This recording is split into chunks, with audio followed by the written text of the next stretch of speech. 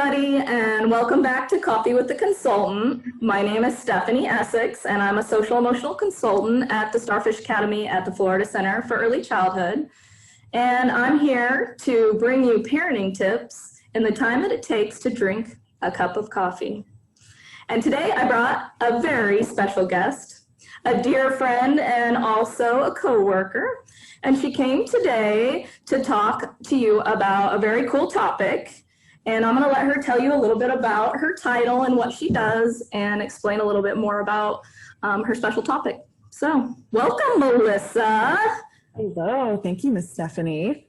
So I will chat a bit about what I do. I also work at the Florida Center. I'm right down the hall from Miss Stephanie. I'm an occupational therapist, and that's a big fancy term to pretty much encompass the fact that I help children to complete the skills and to learn the skills that they need to do everything throughout their day. Really, occupational means what occupies your time. So for children, especially in an early childhood setting, it's playing with their friends, it's being a part of circle time, classroom routine, it's learning how to walk in a line, to go outside, transition between activities, and then of course the academic portion of their fine motor skills, holding their pencils and being able to play with toys appropriately. And so occupational therapy really does include much more than I even explained, but there's so much that goes into it. But I know for today's portion, we are going to discuss kind of just this tie between the social emotional component and how occupational therapy does also assist in those areas, specifically kind of from a sensory processing standpoint. And again, sometimes these big words can seem really overwhelming, but really sensory processing is just how do we take in all of the information from the world, everything that happens around us, the sounds, the things we feel, the things we hear and taste and smell, as well as senses from our own body that we receive when we're moving, when we're jumping, when we're on the go and kind of taking in the whole world. Yeah. Is can we take all of that and get it up to the brain in an effective way, and then also process that so that when we go to have a response to the world, to move in the world, to touch things, to explore in the world, we do it in a functional way. And sometimes for children that can be really difficult. It can be overwhelming. They might not be getting enough of a sensation and they try to find it on their own, and it can cause some significant dysregulation. And talk about that self-regulation piece, they really go hand in hand. So I think for today, I'll chat a little bit about the ways that occupational therapy, just through a couple small examples, can help with some of what social emotional, regulation skills need to be worked on. Wow. So I know that you had a specific activity that you wanted to share.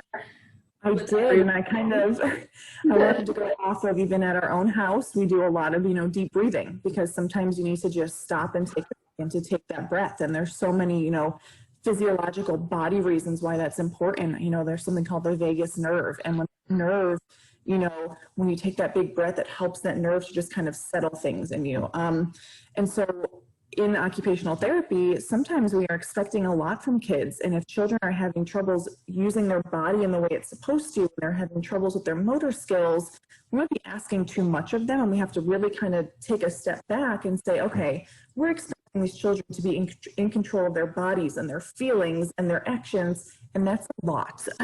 Yeah.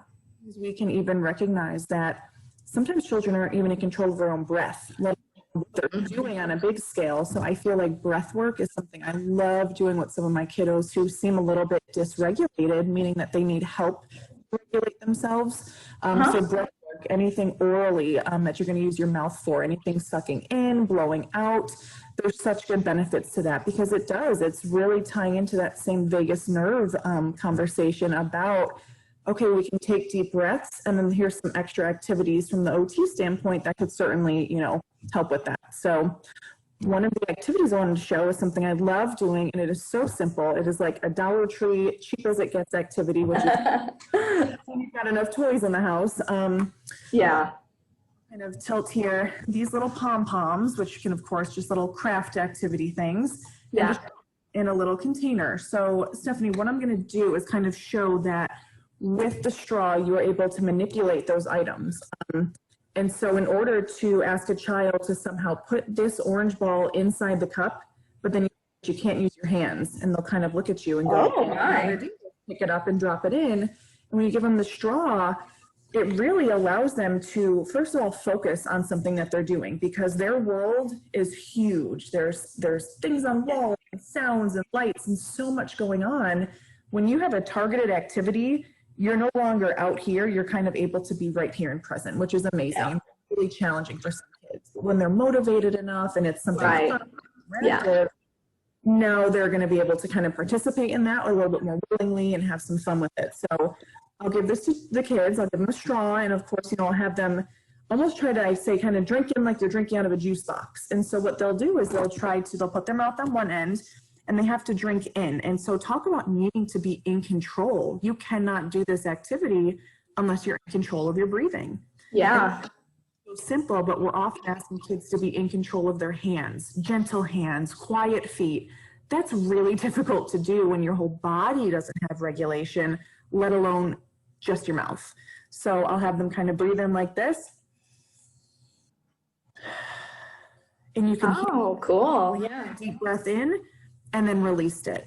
And so when you can do that repeatedly, you're getting to the brain those signals right to that vagus nerve of saying, here I am, I'm breathing in and I'm breathing out. And again, from the sensory standpoint, I'm not all over a room playing and crashing. I'm right here, but I'm still getting sensory input through the mouth, which is certainly part of our sensory systems. So I'll have them breathe in. And again, you can hear it. And so you'll have a child do that. And I love it. You can make it academic based. I sometimes will do, a verbal instruction, put the pink ball in the blue circle. And so you can challenge children a little bit more as they, are able to take on those challenges. And then one final thing I sometimes will have kids do is just kind of a fun interactive one, because really that's just them doing an activity. But sometimes we'll play pom-pom soccer or football, and I'll have a straw and I'll be across from them, and they'll blow it to me, and then I'll blow it back to them. Oh, that's fun.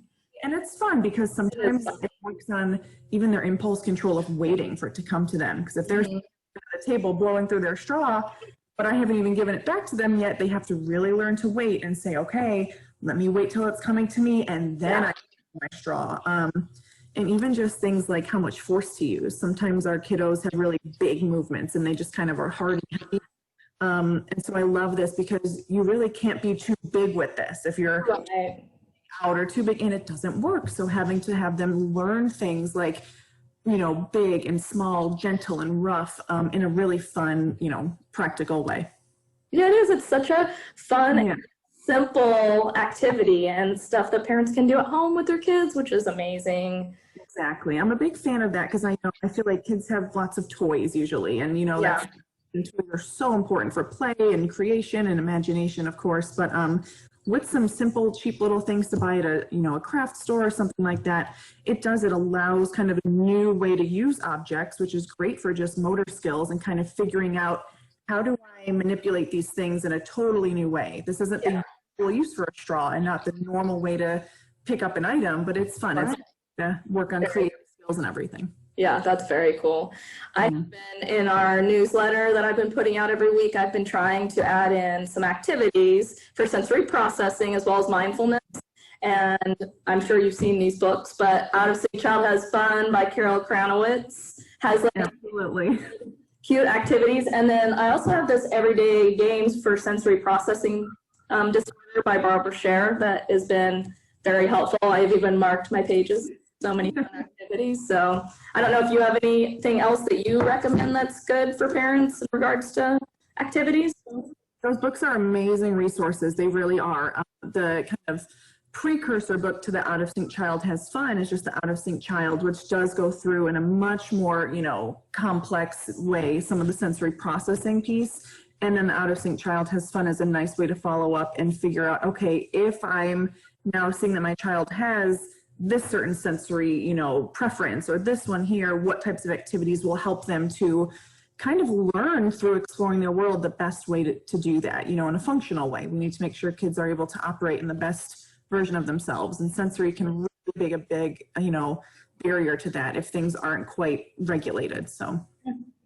And of course, parents, if you are seeing some signs and you think there might be things going on in regards to sensory processing with your child, you know that you can always contact me and we can have a consultation. And, you know, Melissa is amazing and she is super, super helpful. And so we are here to provide any sort of support that you need, and you can email me or you can call me, and I'm always happy to help out. And I really appreciate you coming, Melissa, and talking to the parents and showing this really cool activity. It was really awesome, and I do appreciate it. And I hope you can come back. I hope so. I sure hope I can. Thank you so much. Yeah. Thanks, everybody out there, and I will see you next week again for Coffee with the Consultant. Bye. Bye.